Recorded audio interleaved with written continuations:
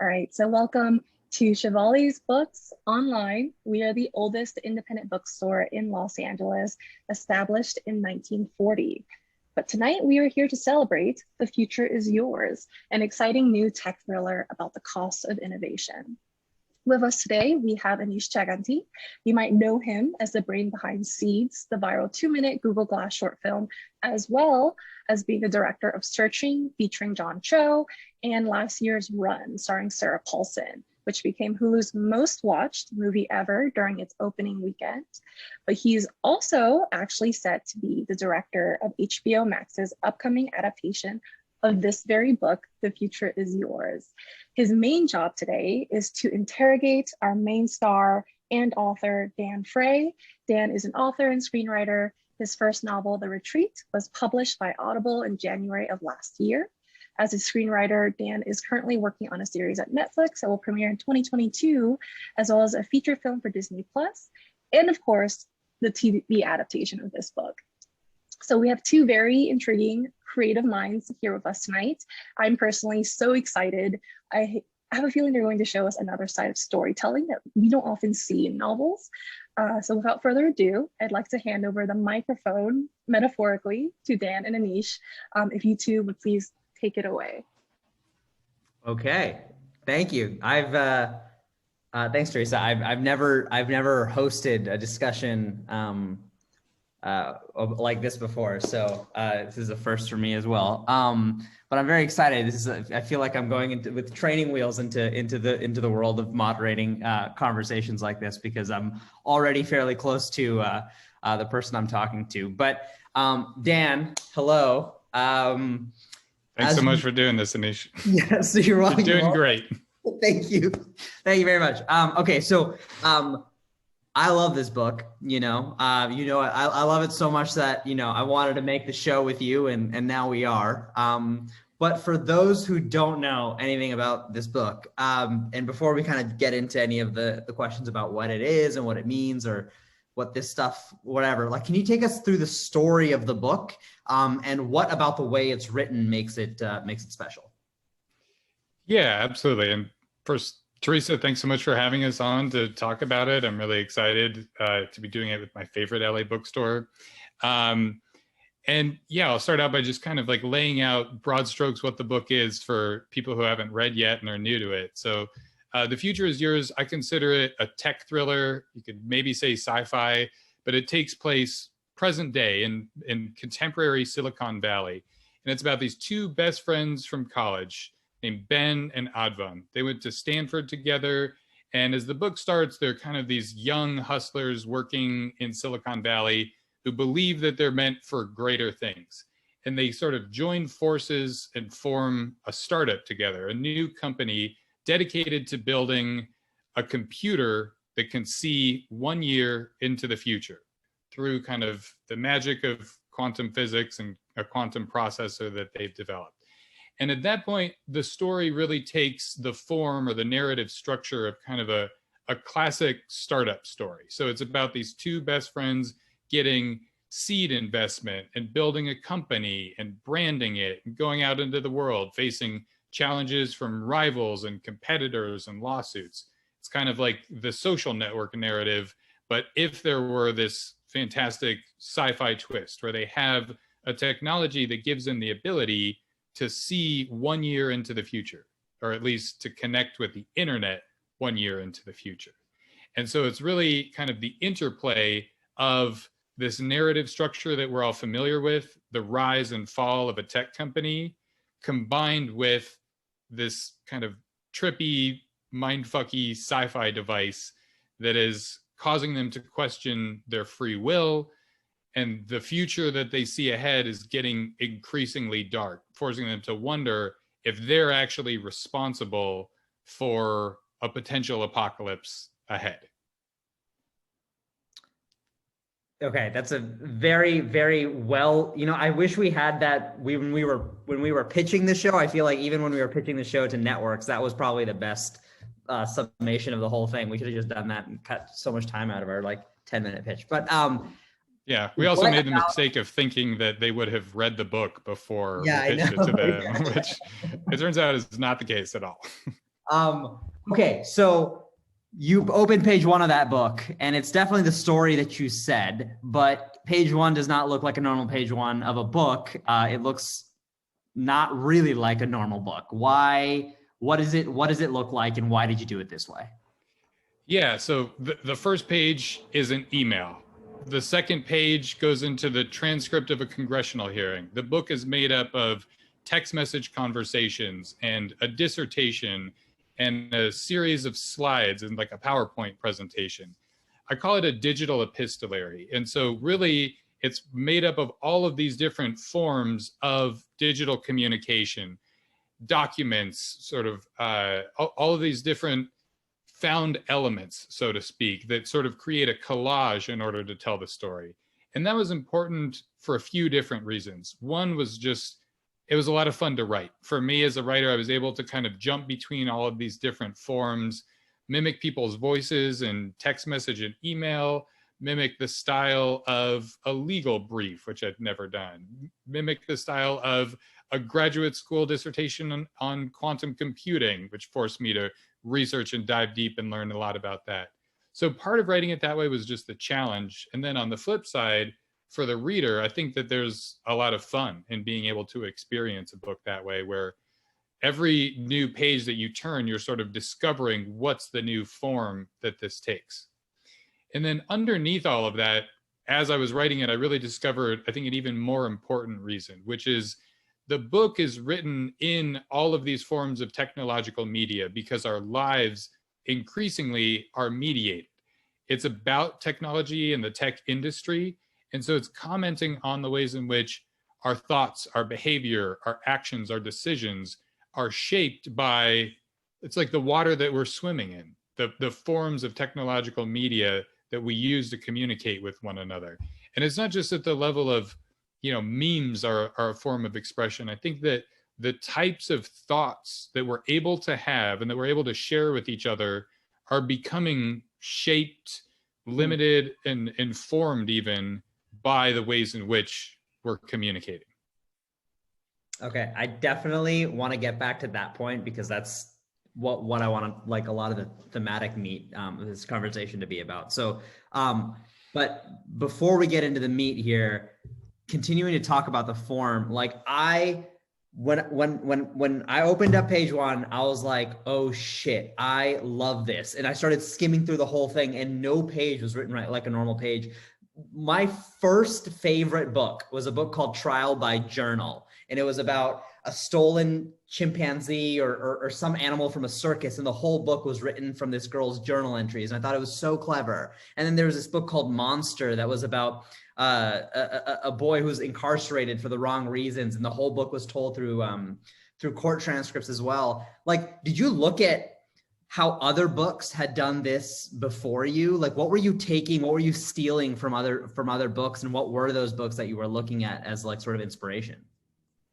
Yeah, there's a few different books so I've always definitely been drawn to books that take some sort of formal challenge on the writer, or have some variation on an epistolary structure. One of the ones that's most inspiring to me is Dracula, which I think some people forget that that's the form in which Dracula was written. I didn't know and that. It's almost quaint in some ways to read it today, because there's like writing a letter, and even as I write this, I hear footsteps approaching and I fear for my life. It feels like a little bit ridiculous or put on in a way. But at the same time, you can see the way that the author is sort of building these pockets of communication and information is effectively limiting the point of view, even more than just a traditional first-person narrative. It's hiding a lot from the audience because of the limitations of what can go into that form of communication. And so for me, another piece of why the epistolary was interesting was because of what doesn't get said. And the sort of like Hemingway theory of like iceberg, and the story only gives you the 10% that's on the surface, but it implies the 90% that's underneath. And I think that this, I'll actually connect to your film, Searching, which I think does something similar. A lot of times what gets communicated, for example, in a text message is so much more layered than what's literally being said. And I think that we're all learning to kind of speak the digital language fluently. And we know how, you know, if you just text somebody the letter K, that means more than just an affirmative on whatever they're saying. Yeah. There's all of these layers that go underneath that become subtextual. And so for me, especially as I was writing this book about two men that are best friends and essentially challenged by an inability to emotionally connect with one another, exploring through their emails and their text message exchanges how there's so much that's getting left out of the conversations that they're having. And that became a really cool way to do that. I'll also just like jump in with a couple other things that were hugely inspirational to me in terms of this. Yeah. Not an epistolary, but the book Cloud Atlas by David Mitchell, who's one of my favorite writers, is structurally absolutely astonishing. And he is able to do something where he keeps sort of moving forward in time. And in each new chapter, he adopts an entirely new writing style. And it sort of goes from a like 18th century kind of nautical ship captain's journal up through history, and it explores different genres as it goes along the way, all the way into this kind of post-apocalyptic new language that he's creating for what the world looks like after we've destroyed it entirely. And then he makes his way back through the second half of the book, and he sort of like ties up all of these threads. So anyway, for me, just the challenge of what he did there was something that in my own small way, I wanted to attempt to do something similar. Yeah, I mean, I think like one of the cool things for me about reading this is that like it's literally a book in the sense that like we're like given this information in within pages that are hard bound, and there's a cover on top of it. But what I love about this is that you open it up and it's like kind of immediately makes you question like, is this a book? Like, what is a book? You know, like it's not written the same way. It almost feels in a lot of ways like some sort of early treatment for like a visual, like for how what we're doing is going to happen. And anyways, I just think that's very brilliant. Was there ever any like, you know, one of the things that I learned while we were making Searching was that every single day, a new piece of communicating information or a new piece of app or a new just technology came out that changed the way that people responded to each other and that people communicated. And we were constantly trying to like react to the times in telling this story that had its own kind of storyline. Looking at the book now, was there any sort of like ways that we communicate that sort of appeared throughout the writing process that you incorporated, being like, okay, that's something that people do now? Or are there things now that are around that you wish you would have put into the story?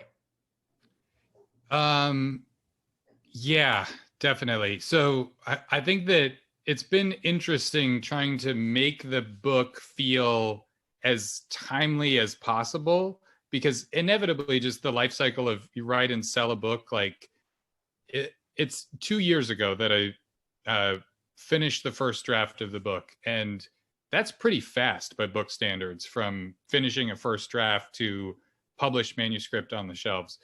But in terms of the life cycle of digital technology and communication, it's like forever.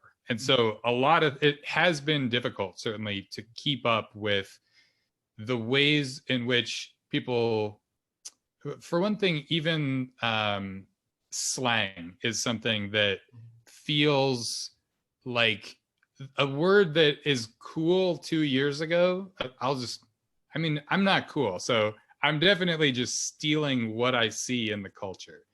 The way that people were using the word savage 2 years ago was somehow like exciting and edgy, and that felt like a cool way to be able to describe someone. And then now we're at a point where it's like tired, and you're just like not on the cutting edge. So trying to keep up with that linguistically and not include these little things that I'm writing characters that are 10 years younger than me and supposed to be cooler than I am, basically. Trying to excise those is sort of like one small piece of the pie. There's also like Reddit is represented pretty specifically. There's an AMA section in the book, and that is a community that linguistically moves incredibly fast, and it's really hard to keep up.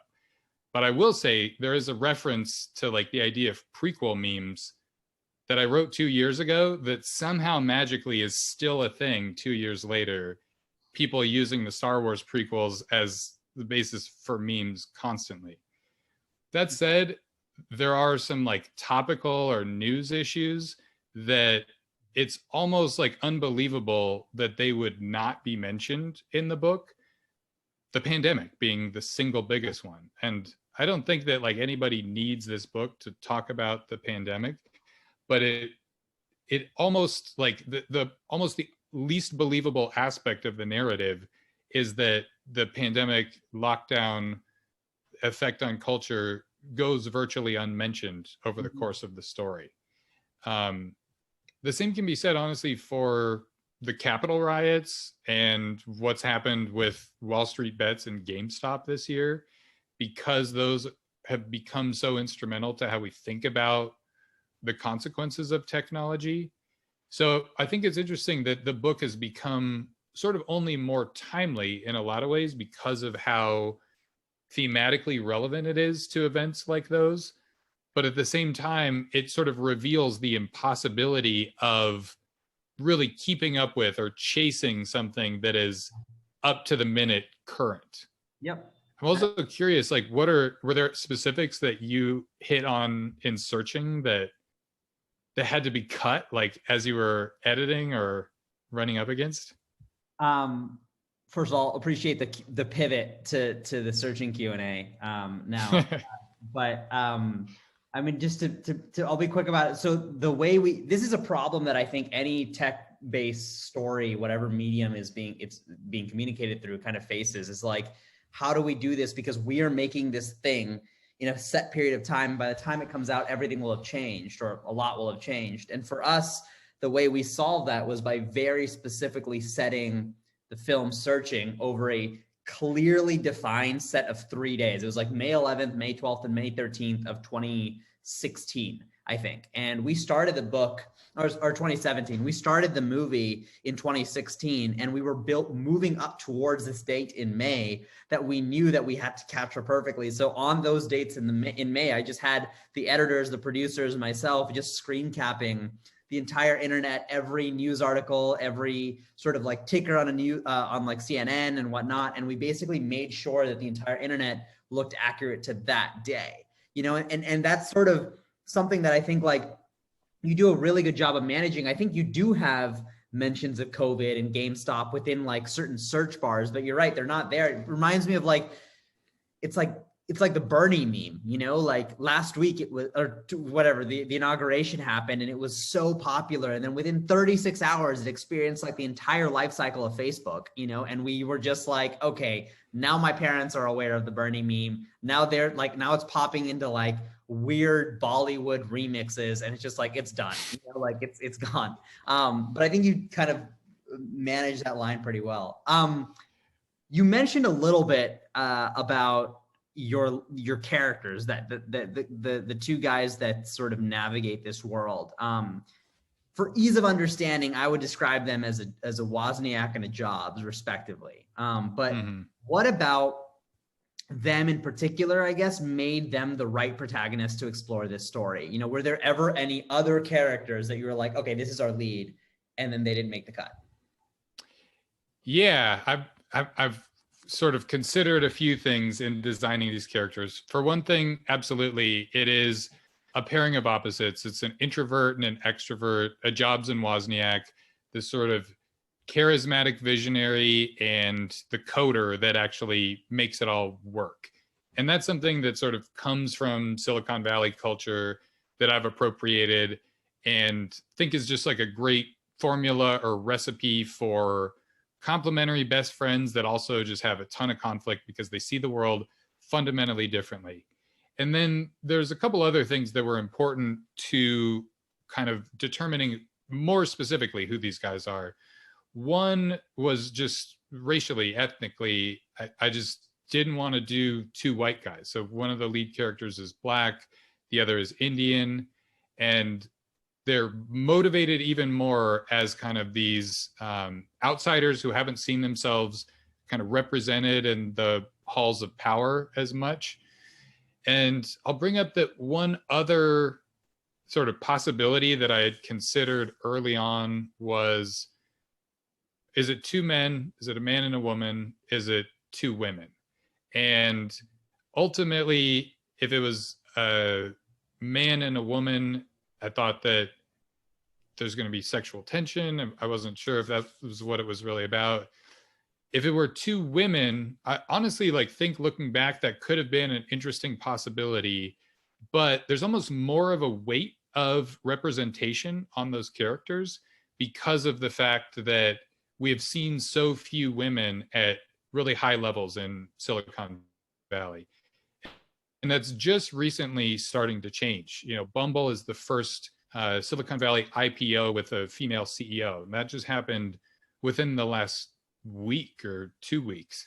And so I think that there is a shift that's happening, but there's also something that I was conscious of not wanting to tell that story when the representation gets so much weight, because without giving a lot away, as this book unfolds, both of the characters are forced to make really difficult moral decisions. And in some ways, it is a corruption story for both of them. And so to do that story about female CEOs when we haven't seen a lot of female CEOs, I feel as an author like a need to pull punches in terms of a positive representation of women in power. That might be different if I were a female writer. I'm now getting into super dicey territory, but just trying to be candid about kind of the decision matrix with respect to all of this. Representation politics is a term for a reason. Yeah, and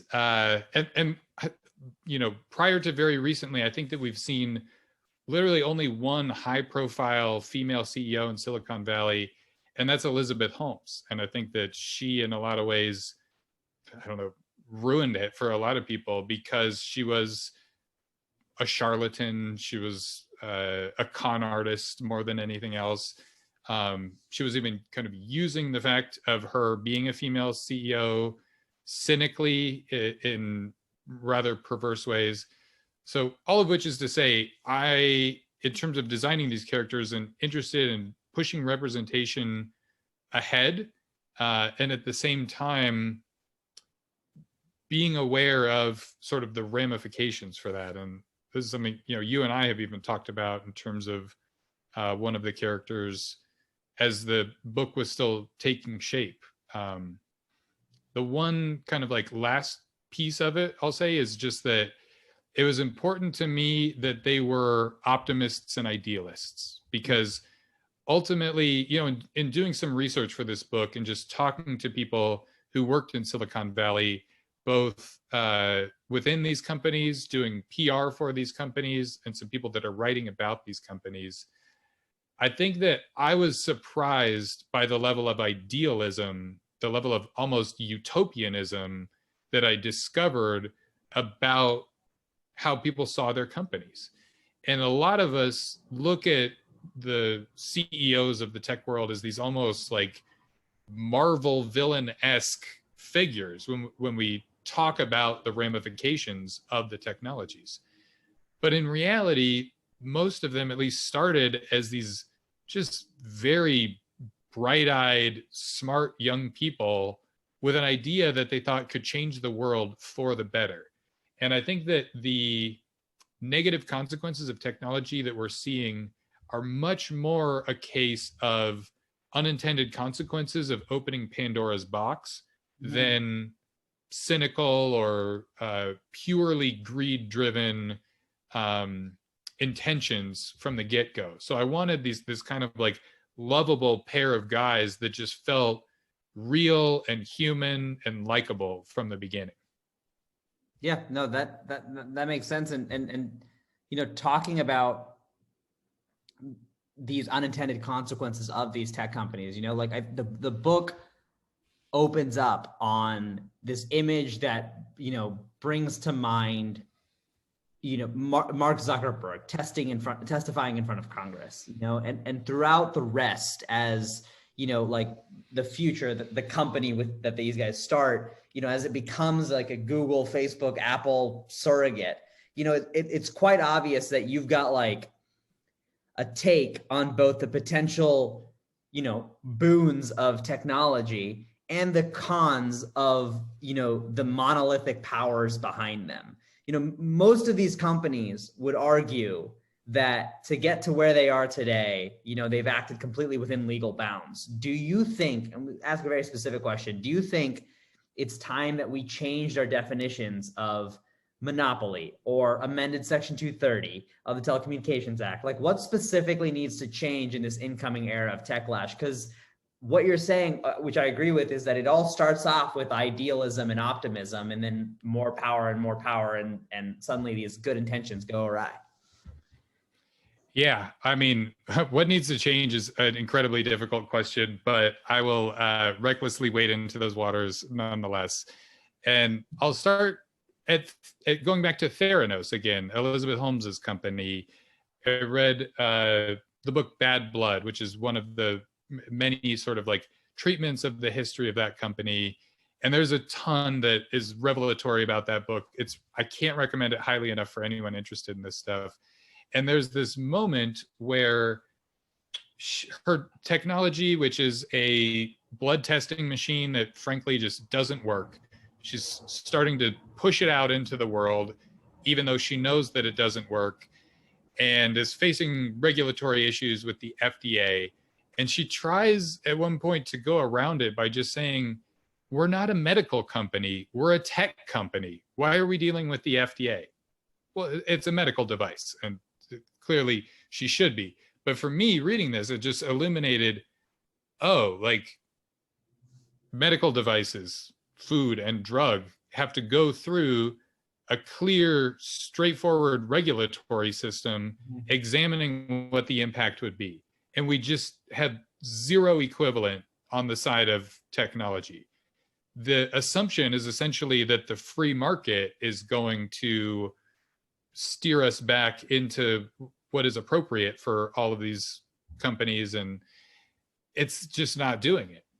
To go to Facebook again, you brought up the sort of connection to the first Facebook hearings, which were back in 2018. We've had more Facebook hearings since then. Yeah.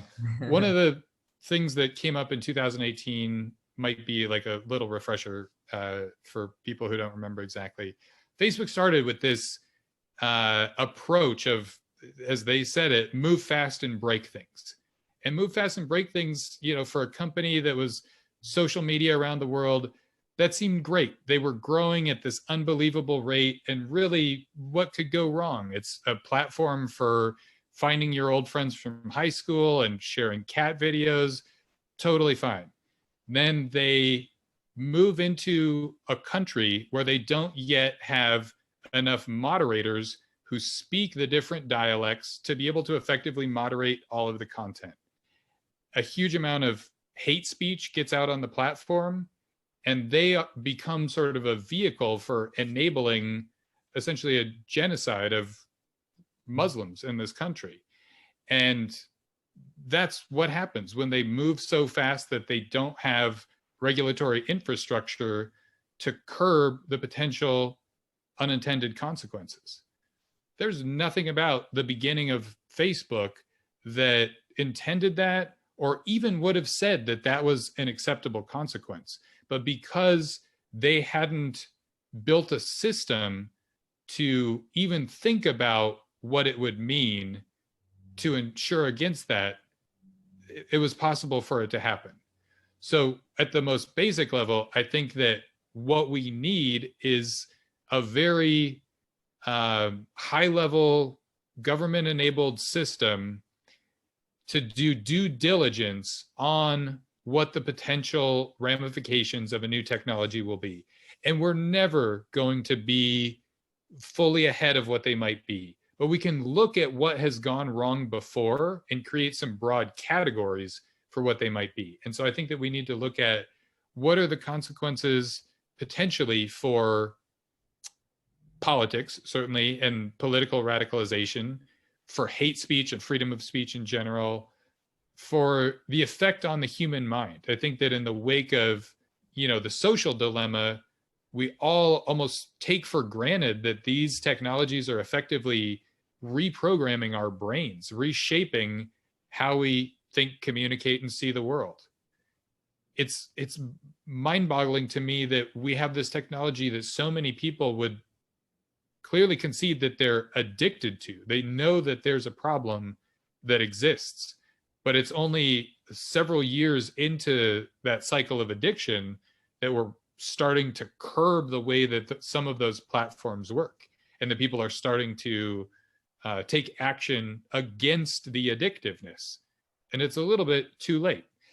So anyway, for me personally, I would want to see essentially the equivalent of the FDA specifically for technology to do studies that examine as best as we possibly can what some of the knock-on consequences are going to be of emerging technologies. I mean, it's a very, I mean, would this theoretical FDA that you've put, virtually, very little thought into now, or you're spitting out right now, would this FDA be in charge of approving technologies, or just brainstorming solutions as to or possible problems? That's a great question and a hard one. And I think that ultimately, another thing that you could look to is the SEC, which has both regulatory power over new businesses and over the way that businesses act and behave relative to each other. And so it's continually doing research and regulatory enforcement. And, there are constant arguments and debates about how much power it has, how effective it is and should be. And I think that that's inevitable.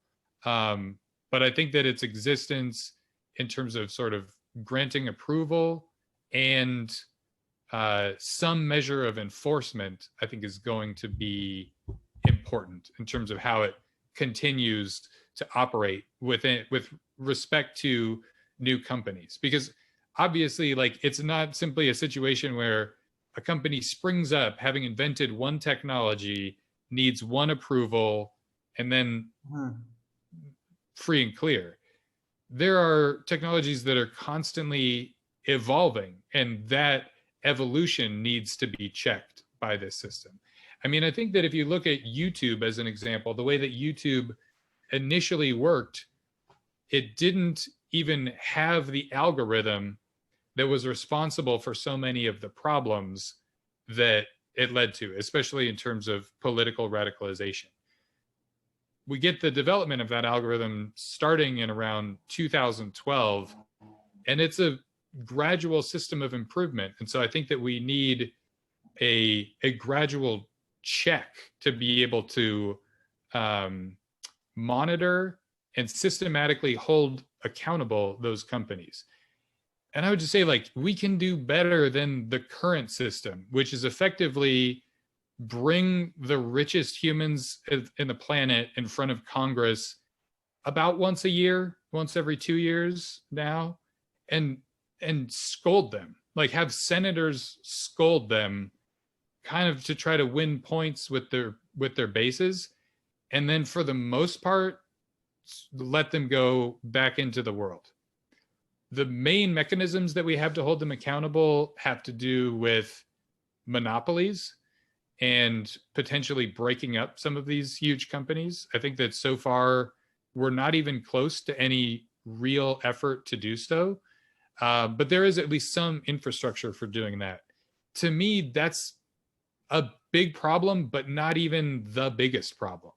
The bigger problem is examining what the actual consequences of new technology are. And that's the thing that we have just no infrastructure to do. What do you think? Would it work?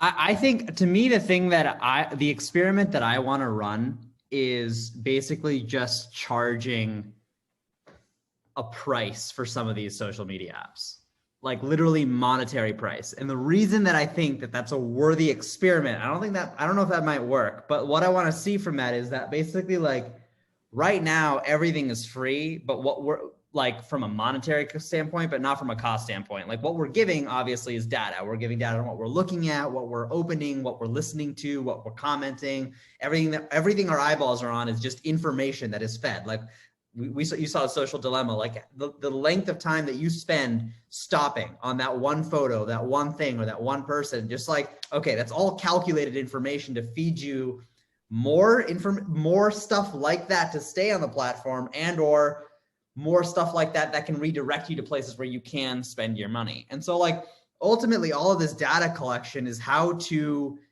maximize, in a way, what is making them profit. And I'd like to think that maybe just by removing that and saying, okay, we're just going to charge this amount of money to be here, might remove that. Now, obviously, the first consequence that I think of by doing that is like, well, then everyone's going to leave and move over to whatever social media isn't charging money.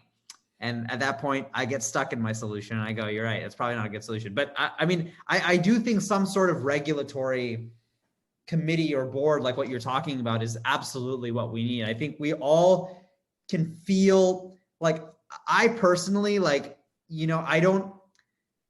I don't consider it a newspaper, like Facebook, as somebody who has to go in and monitor every single person's post, because it's a platform for everybody to write about. But at the same time, people are writing about things that are causing human life to be taken, and at that point you just have to weigh, like, okay, how do we balance this thing? And maybe a regulatory committee is good, someone from a third party who can evaluate this and get, like, corporate interests out of the way, because the larger these companies are getting, the more sway they have in being able to keep it this way. The other change that I would make to it, I'd love to hear your thoughts on this as well, is basically by changing the definition of monopoly. I think right now, every one of these companies, like, let's just use Google as an example, a place I used to work, has, like, over the course of the last, like, since the early 2000s, it's sort of like been acquiring companies. And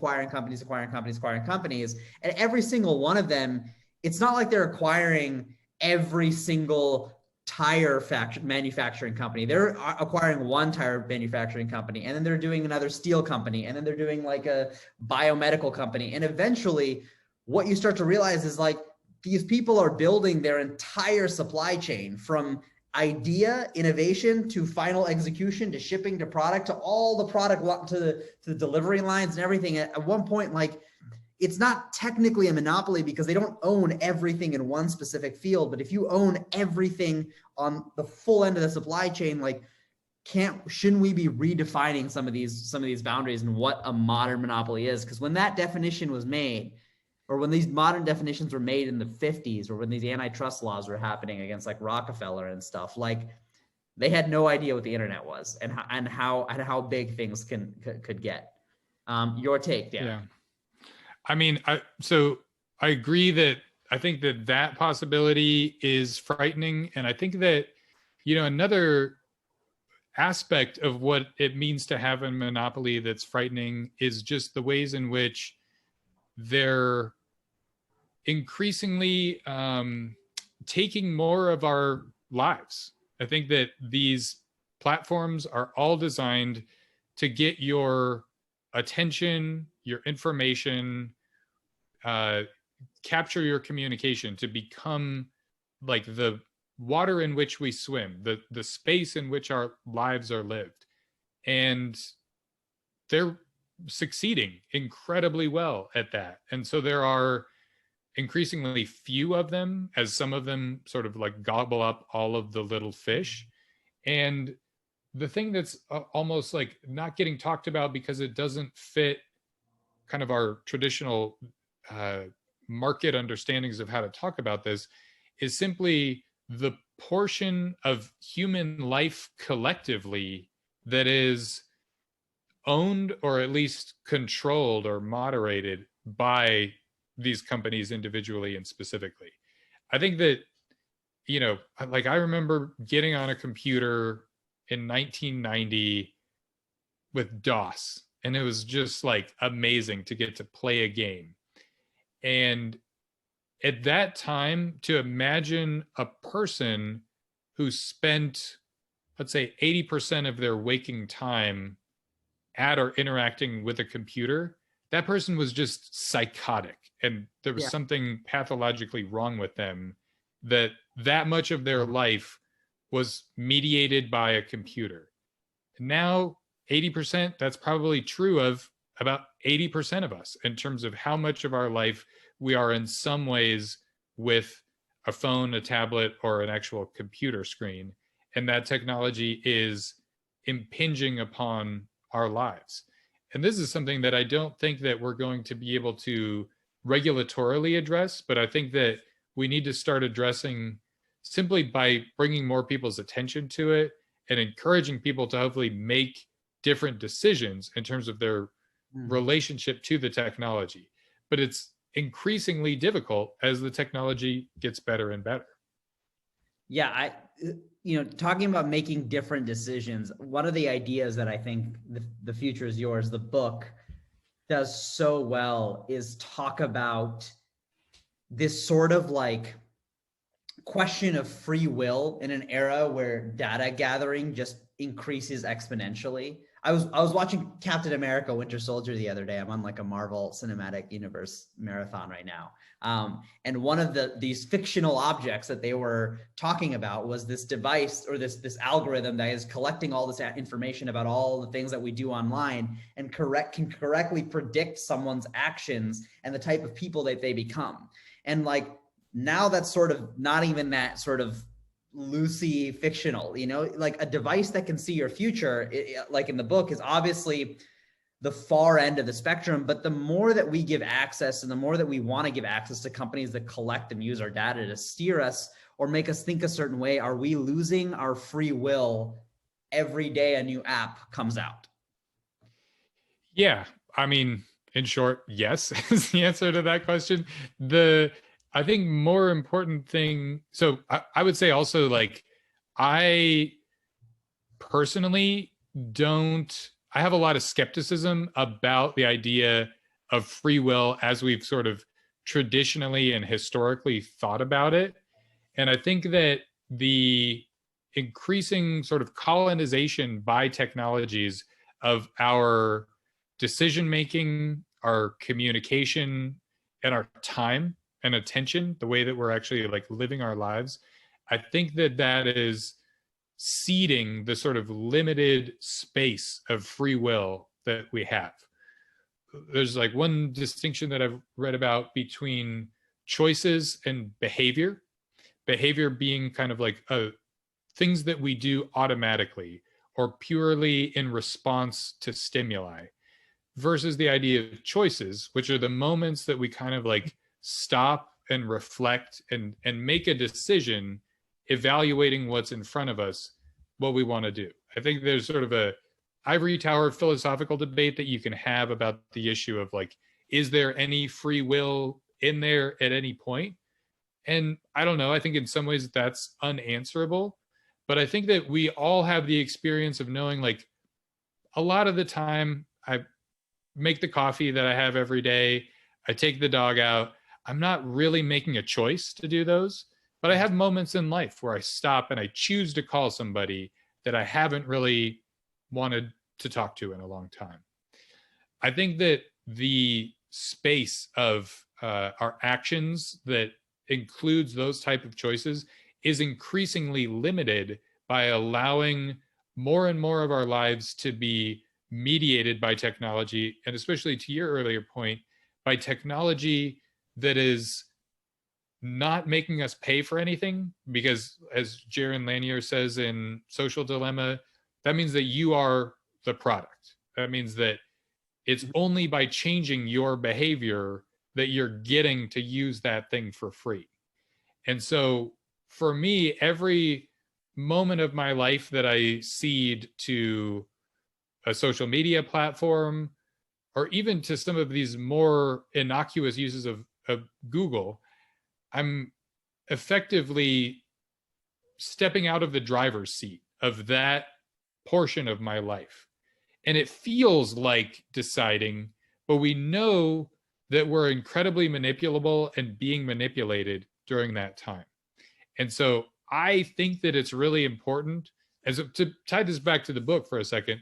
The book is about these guys who get the ability to see 1 year into the future, and then they keep struggling to prevent the things that they see ahead, which brings up this bigger mindfucky version of the free will question. Can I actually direct my life? But I think that hopefully it connects to a lived experiential version of that question, which is day to day, looking at my inbox, replying to the messages that I get, searching for things that, you know, I've already been advertised, interacting with people that are in my sort of digital sphere of communication on platforms that are owned, mediated, and controlled by these bigger technological companies. My life is in this sphere, and it's hard to even say that it's mine.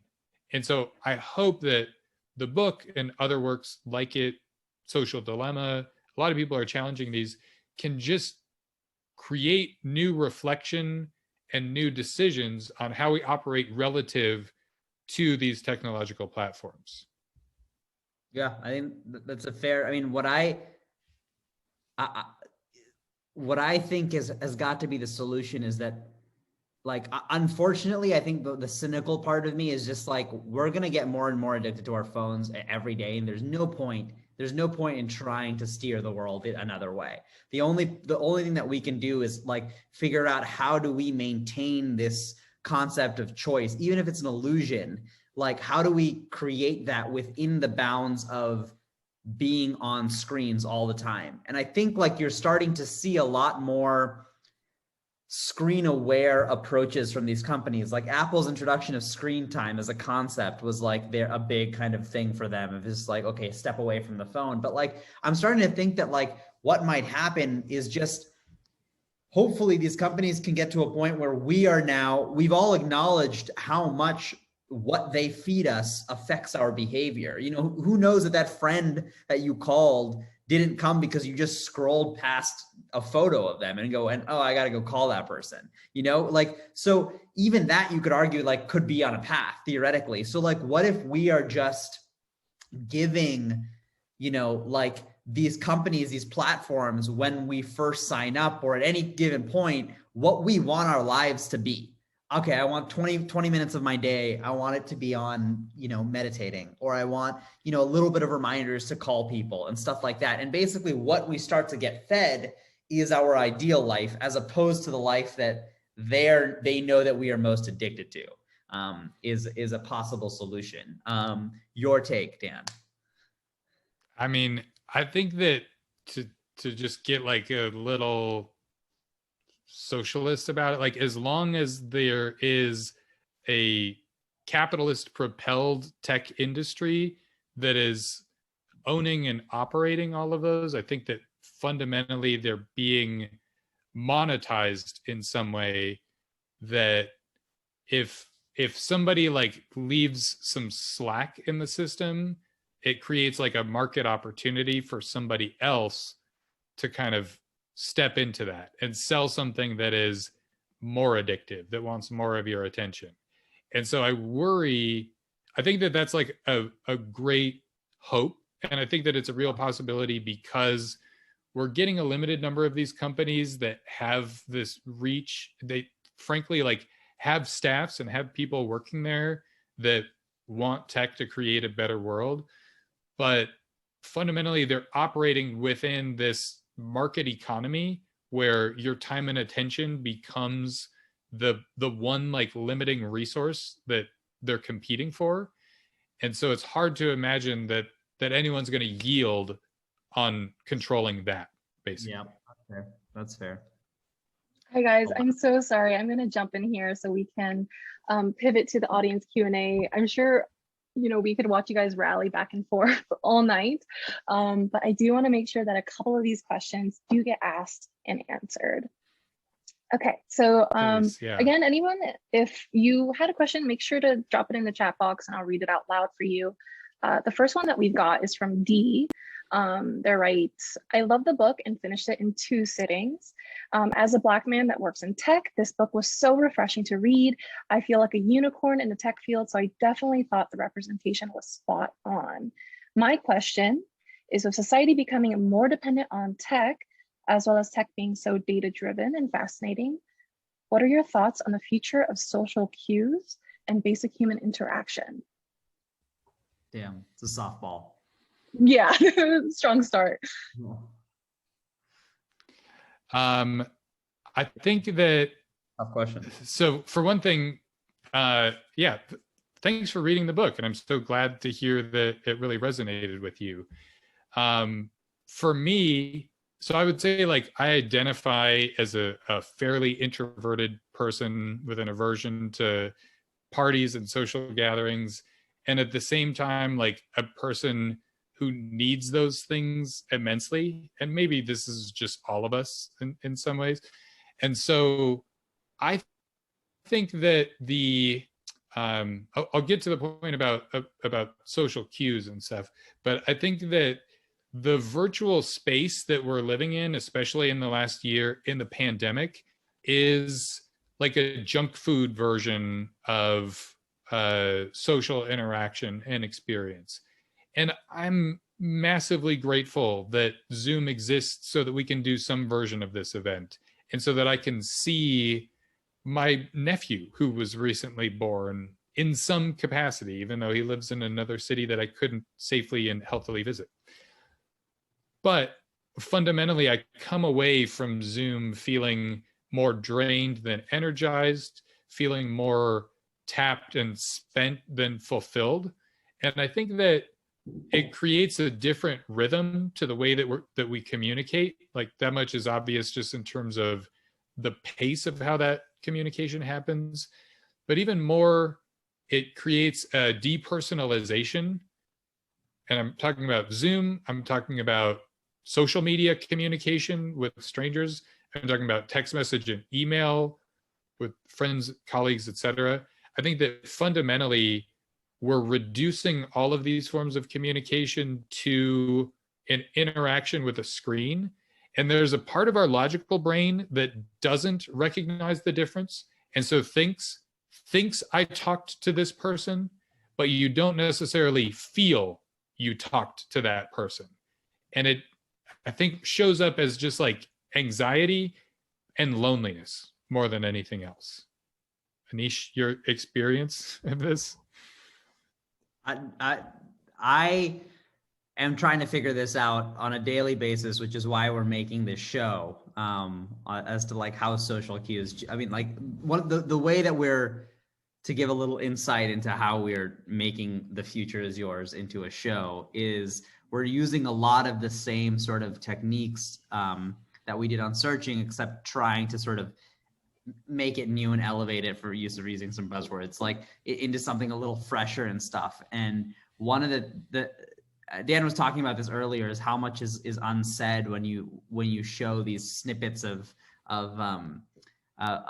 what's it called, like transcripts and whatnot. But what I love about seeing this stuff live action, how you operate on a screen, is how it does change your social cues, like what backspacing means, and that moment of, like, at the end of a Zoom call when, like, everyone is like looking for the leave button or the exit button, like those sort of like tiny universal moments that we all kind of like are accustomed to now. I want to make a short film that's just entirely that moment, where it's just like, basically, like, it starts off, everyone's like, all right, great meeting, blah, blah, blah. And just like, everyone's just finding the button for like a never ending loop of a movie. Anyways, but yeah, it's fascinating. And I think it's going to keep on changing over the course of every single sort of new piece of technology that comes in, which is why I think there's a lot of space to tell these kinds of stories. So this is so funny. A lot of the questions that are coming in are very tagging along the thread of your conversation that you both were just having, very philosophical. But this is one from Jenny Frey, and she's asking, trying to piggyback on that conversation about free will. And she's asking, can't we just think of social media or technology as an alternate way of thinking about the way that we're shifting and the illusion of choice, offloading that illusion of choice to? Like, couldn't you say technology platforms are just replacing religion and social norms and other systems that tell us how to believe and act? Because wouldn't that make it not bad, just equally bad, but different? That's a good question. That's a good question.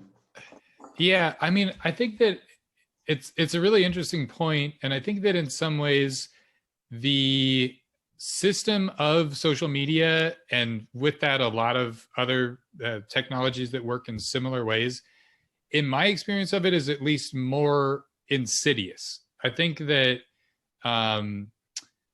religion sort of will traditionally work on a system that at least advertises what it's doing, and that people are adopting what they think that they're adopting. To just do very simple, like the 10 commandments tell you how to act this way, and like you're going to go to hell if you don't do it. That is a way of controlling people. People go, oh, I believe this stuff, I'm going to follow those 10 commandments. But there's at least a linearity or a transparency to how it works. I think that nobody is going on social media going, I really want this to tell me what to think politically. Nobody even thinks that it is telling them what to think politically, but it is telling everyone what to think politically. And so that obfuscation of the manipulation, to me, makes it more dangerous and frightening. It's also like when with religion, it's like you have the option to not, in a democratic society that isn't forcing the religion on you, like you have the option to not subscribe to the religion, you know? And in today's world, I don't think you have the option to not subscribe to certain certain digital platforms. You know, there's the whole world. If you didn't have Zoom, like there's just so much you can't do in a pandemic. If you didn't have like there's conversations that are happening just on Clubhouse. There's conversations that happen just on Instagram. And like, I think the world sort of, so much is happening on these things that they force you to use it. And then once you're there, your pattern starts changing. So it's just like the inability to get out of the stream is a lot harder, even though the power of the stream itself might just be the same if you're super into religion. All right, so we got time for one more question, you guys. This one is from James H. And he writes, what did the non-traditional form of the book allow or afford you that other writing projects did not allow? And for Aneesh, what about the non-traditional form for searching? Was it freeing? Was it challenging? What about that makes adapting the future of yours for television exciting or daunting?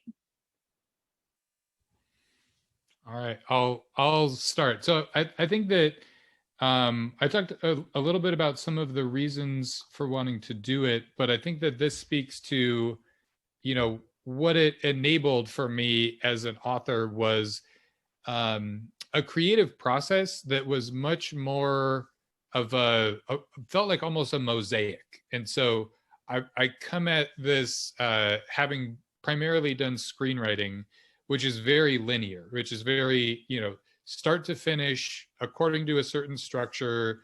That structure has roughly been set since the Poetics and hasn't massively altered since then.